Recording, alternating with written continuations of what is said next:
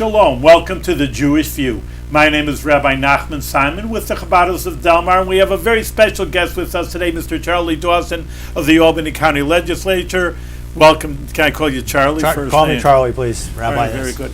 You know, Charlie, first of all, I go down to basics. You know, what is your area that you're covering, and in the Albany County, and then we'll get into what the Albany County actually does. Okay. Well, I was elected in 1999, took office in 2000. And is that one of the older ones? I mean, that's 15, 16 years.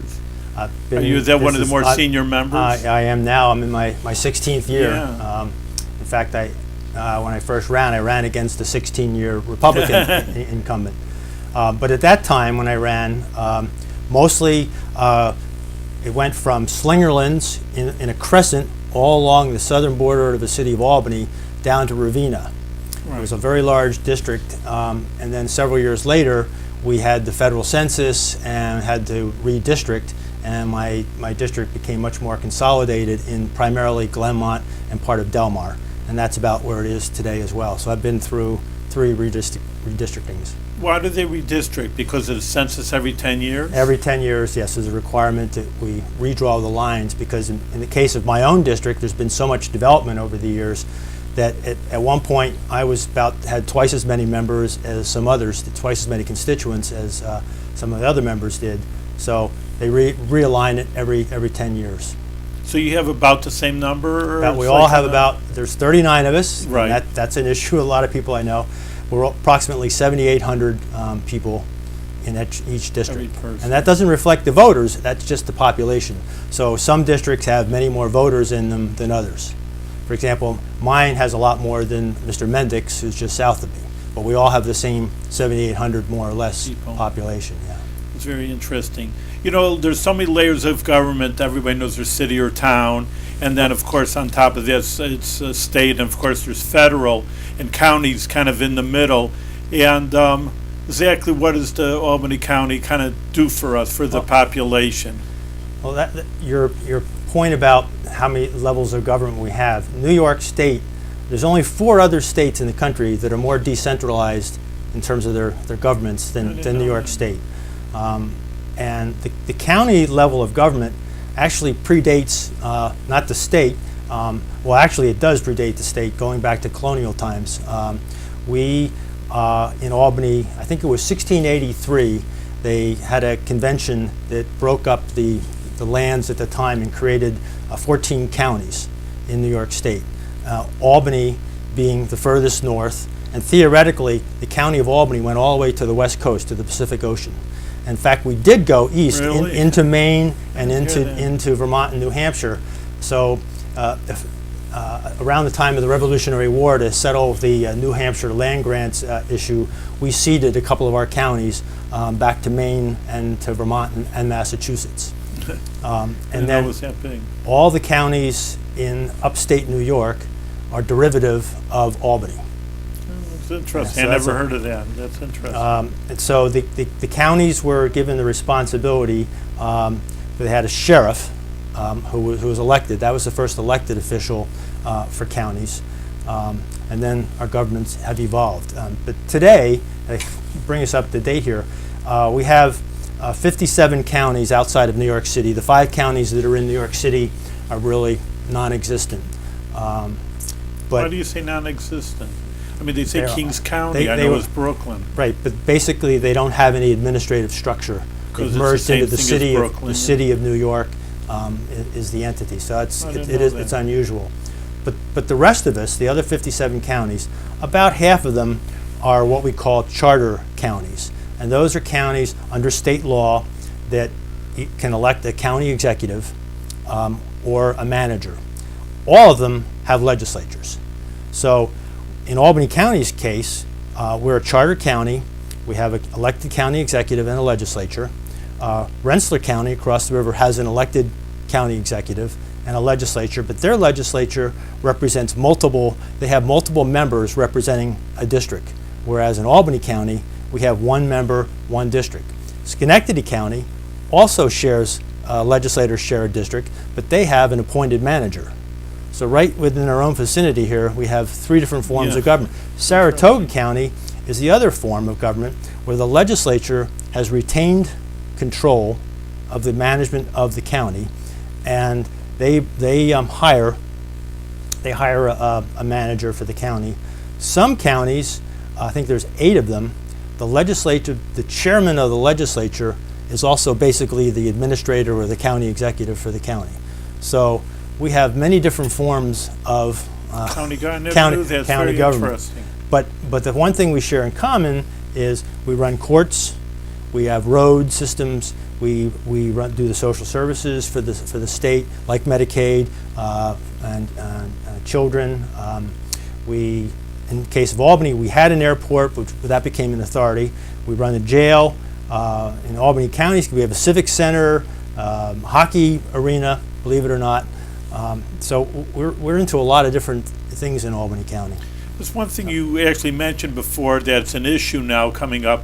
Is there too many legislatures, or maybe 39?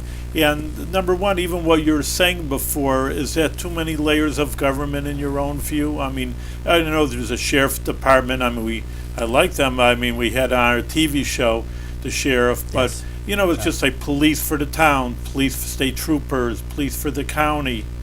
Is it get to be too much, and maybe that's why there's too much taxes compared to other states? I think that the voters, whenever they're given an opportunity to consolidate, to regionalize, to whatever you want to call it, most of the time they oppose it. They want that local control, and that's one of the things that's been the devil's in the details here. And when you do a merger, when you get right down to it, people seem to be willing to pay for their independence.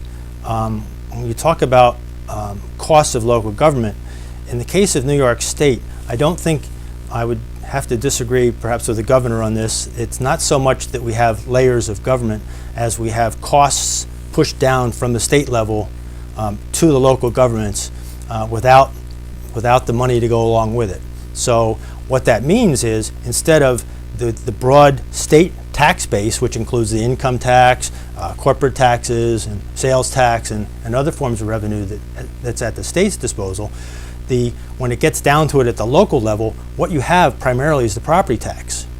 We're fortunate in Albany County. The counties were given, back in the Rockefeller days, the sales tax, and we share that in the case with Albany County. 4% is for the county, 4% for the state.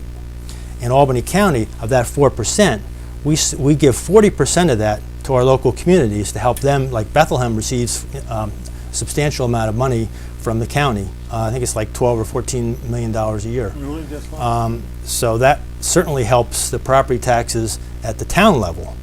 But at the county level, we have to pay for Medicaid and any number of other services that the state mandates us to pay. Now, I've researched this, and at least 90% to 100% of our property tax is to pay for Medicaid. So That's a lot. if we did not have to pay the state for Medicaid, then there would not be any county property tax, or it'd be de minimis compared to what it is now. And why is that significant? I mentioned the governor a minute ago.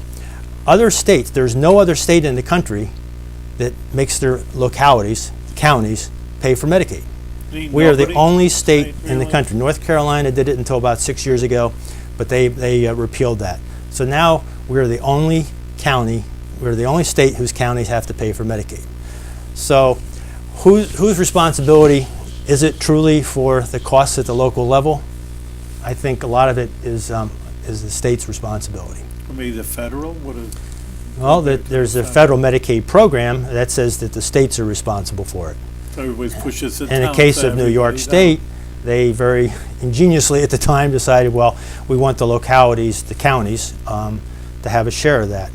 And I think one of the arguments for doing that is then to let the local government take some responsibility for those costs. But when you have a program that's spread out and decentralized, that sometimes there's a lack of efficiency, and maybe management is as good as it could be if it were more centralized. So there's always these competing tensions between centralized government and decentralized government. Now, people want to have their independence, they want to be decentralized, but then again, maybe it costs more than it might be if we centralized. So there's always this competing tension that we have, and we feel it very much in New York State because we have the historical roots of being so decentralized are very strong.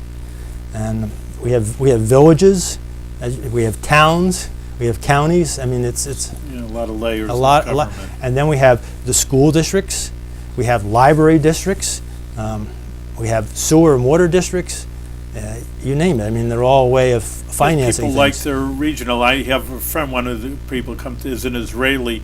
Now, even though granted probably has as many people in Israel as New York City, he says there's only one Israeli police force. I mean, granted, there's only NYPD also.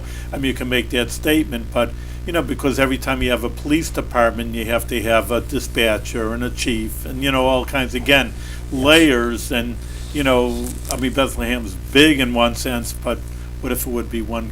I mean, just saying there would be way regionalizing to cut costs if people wanted it. This goes back to your question, which I don't think you really answered about the number of county legislators Yeah, we that's have. my next question. I wasn't trying to dodge it. We have 39. It's true in this state, and there's a historical. No, the counties. Yeah, I'm sorry. In the county, there's an historical basis for it. When the Supreme Court ruled that a lot of districts were not. There wasn't fair representation because it wasn't one person, one vote in the election districts from which legislators were elected from. So they all needed to be even, or they needed to have a system of weighted voting. And we all had boards of supervisors in the county, in the states, in the counties in New York State, pardon me. And at that point, some switched over to having legislatures that were elected by one person, one vote, even when they were in multiple legislator districts. And in the case of Albany County, we had, I think it was approximately 39 different representatives on our Board of Supervisors, and those supervisors came from the towns and the cities. So there was about 39 of them, so they said, well, we'll just make those, convert them into legislative districts, but they kept the town supervisors and the city mayors, and so we had another layer what was created there. But it's also very localized. And there's two of us in Bethlehem who represent, in the county legislature, represent parts of Bethlehem, as well as, well, actually three of us. Mr. Mendick has a little piece that goes out into New Scotland, but Mr. Cotterfeld and myself are all within the town of Bethlehem. And then we have 6 other legislators that come in from a little bit from the city of Albany, a little bit from New Scotland, and one coming up north from Queens. Can I interrupt? But I mean, on one hand, though, does it really make a difference who you're? You know, like half. You're not going to say, well, half of Bethlehem I care about. The other half is not my district. I don't care about. I mean, generally, you know, I mean, you care about really the whole county. Of course, you're going to focus on your area, but. I mean, one half of Bethlehem and the other half, they're all the same, really. That's a good point. I think when it comes to issues, you'll probably find, if you look at the voting records, is that Republicans and Democrats all vote the same way. We vote for the things that need to be done to run the county. What we as legislators bring is the constituent services.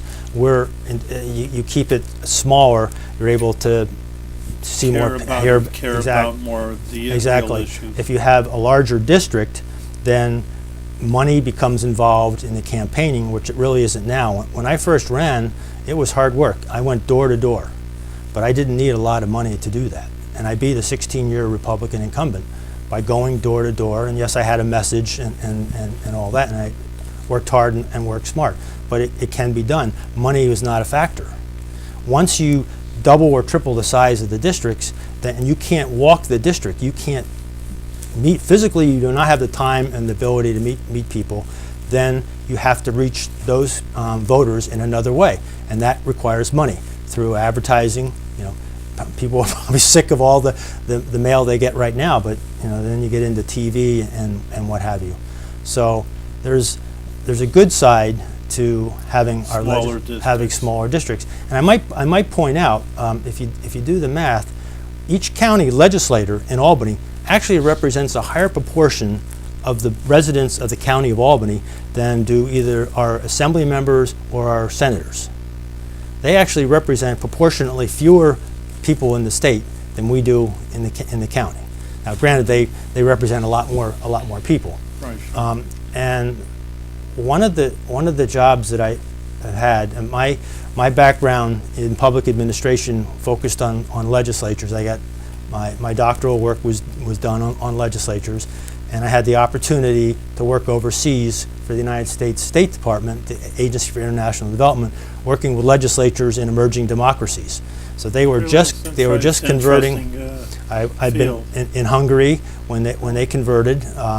They had a legislature a long time ago. In fact, when I visited, it went from communist to democratic. But even before they were communist, at the turn of the century, the Austro-Hungarian Empire, they had a parliament, and it was two houses, believe it or not. Because I went there and I actually physically saw here's where their Senate was and their People's House. Now they're unicameral. Like Albany County, we have one legislature to represent the county, unlike the state, which is bicameral and the federal government. So we actually save some money by being unicameral. But most of the legislatures in emerging democracies went to a unicameral system. They also had to decide these questions. Do you think that's better, as your professional opinion? I mean, because I always thought, I guess, you're the professional, I'm the rabbi, but they always taught us the checks and balances of the federal government, at least. There's represented the people, or the senator more the elite. If there's one thing I've learned, it's that those are subjective questions that are up to the people who live there to decide. That some expert can't come in and say what the right size is for your legislative body, or whether one house or two houses is the appropriate way to go. There's strengths and weaknesses for both. And we happen to have all the counties in New York State are unicameral. But many of the countries that came out of the communist bloc are unicameral. That's what but they also had to decide what size they should be and how to do the representation.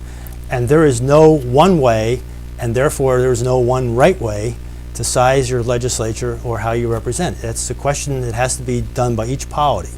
I never thought of it that way. When they went out from communism, they had to really reform, almost like our revolution in 1789.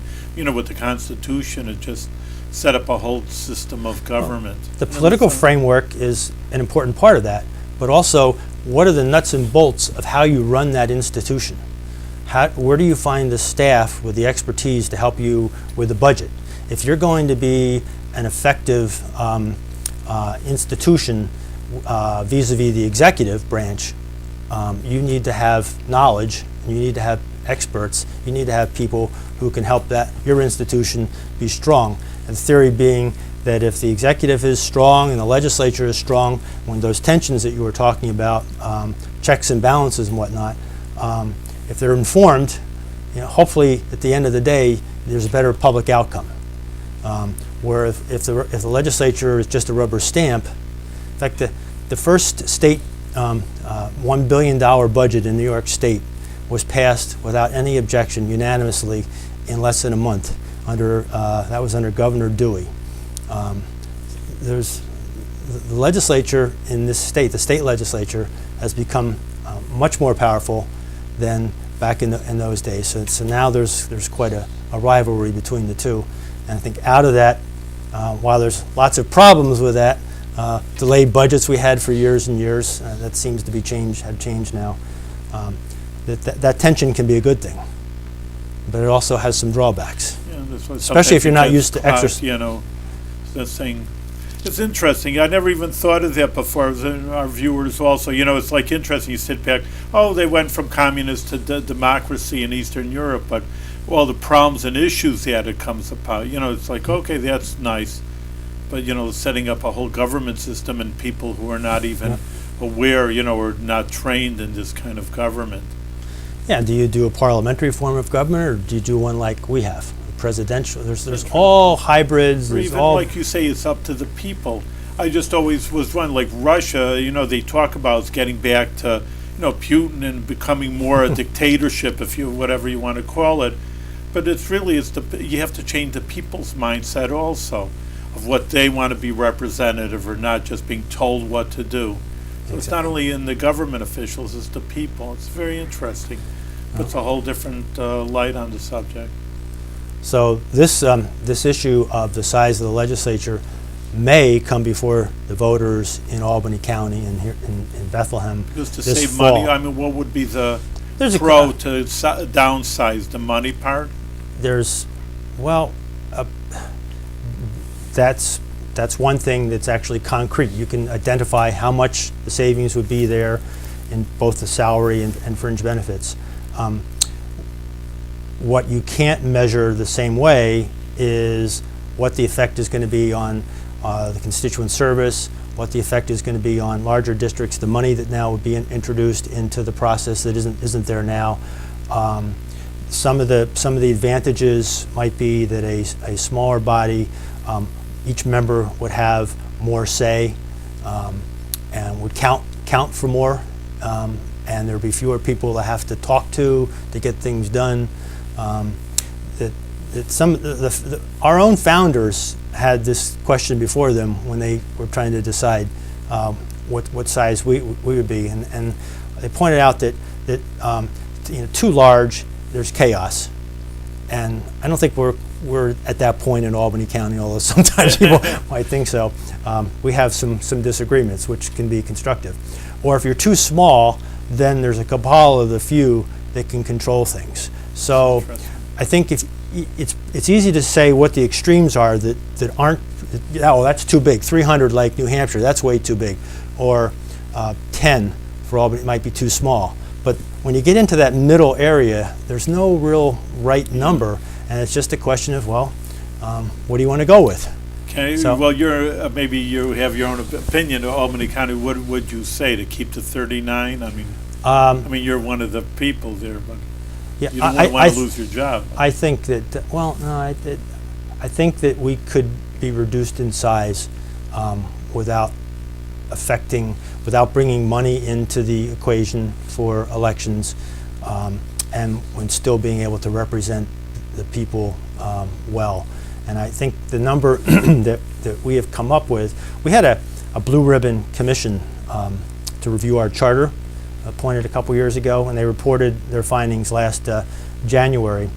And one of the surprise recommendations that they made was to downsize the legislature to 25. Well, Now, is that up to the legislator, or is this going to be up to the people? well, if in vote. the way it works under the state law and the charter is that because it affects elected offices, it has to go to the people in a referendum, to whether we increase it or decrease it or change our form of government. But the process is we have to pass a public law with public hearings, and we're going through that process right now before it can go on the ballot. So my view is that we should facilitate that process and give the voters the opportunity to vote on that. That, the people elected us; they didn't deify us. It's their legislature. We are their representatives. And this is a question which I think we have to give to them. Do I think if we gave them 25 as a number or 29 as a number, they would vote against it? No, I think they'll vote for downsizing. You have to get a middle number, not like down to 10. So I think the number Interesting. is going to be 29.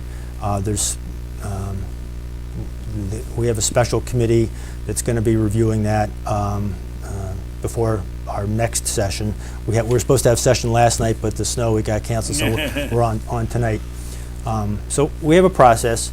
The question is whether that issue alone goes to the voters this November, or it's part of a huge overhaul of our charter, which needs to be done, but You is really very think so? So controversial. what would be bigger issues than the overhaul that you feel that needs to be done?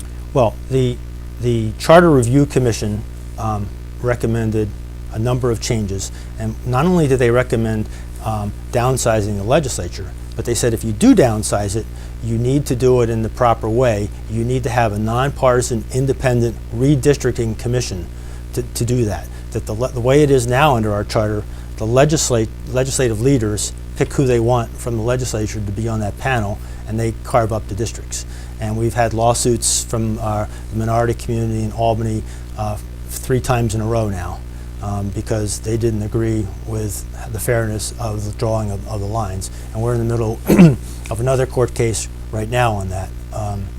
So we need to change the way we do our redistricting. But a lot of people are going to be kicking and screaming to do that because they say it's a political process and it needs to stay a political process.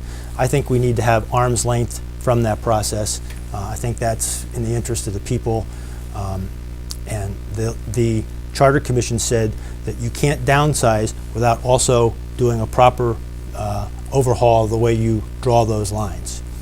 They also recommended that we switch from a system of coroners who are elected to a medical examiner system. And what would be the difference? I don't understand. A medical examiner is a professional doctor, a physician licensed under state law, who is responsible for people who die in the county. Right now we have elected coroners, some of them run a funeral home, some of them don't. They don't have the same medical training. So that's another major issue. That's a major issue. So they're now political officials who are coroners. And we have a number of other issues, is the balance of power between the executive and the legislature, how the budget process works. Some of those things I don't think we should be getting into this year. We should probably just send the downsizing question to the people. That's an important enough issue in and of itself to focus on. We only have just a minute left, but I mean, you talked about so many issues. It really seems that the Albany County Legislature has their work cut out for them. Yeah. I mean, these are bigger issues that are, it's almost like revolutionary in the county of just changing things, the way things are run. There's a lot to the county that people don't know about, and I think we're making a great deal of progress with our nursing home. I want to point that out. We're turning that around fiscally and also as far as how patient care. So there's a lot of good things that have been happening in the county. I think that's important. That's why we have people like yourself and Albany County Legislature on. Because, I mean, like I always say, I'm a rabbi, but I'm a citizen too, of course. I pay my taxes, and I'm interested in the workings of the government like any other person should be, at least. And that's why I'm glad that you came on the show, because many people just don't know what's really happening, and that's why sometimes I always say people don't vote because they're just not aware of any. Yeah, who's ever there make a difference. A or B makes a difference to me, but if they know there's real issues and it's concerning their real lives, then they'd be more involved. So thank you very much for Mr. Charlie Dawson for being on the Jewish View and informing our viewers of what's happening with the Albany County. Oh, you're welcome, and thank you for having me on, Rabbi.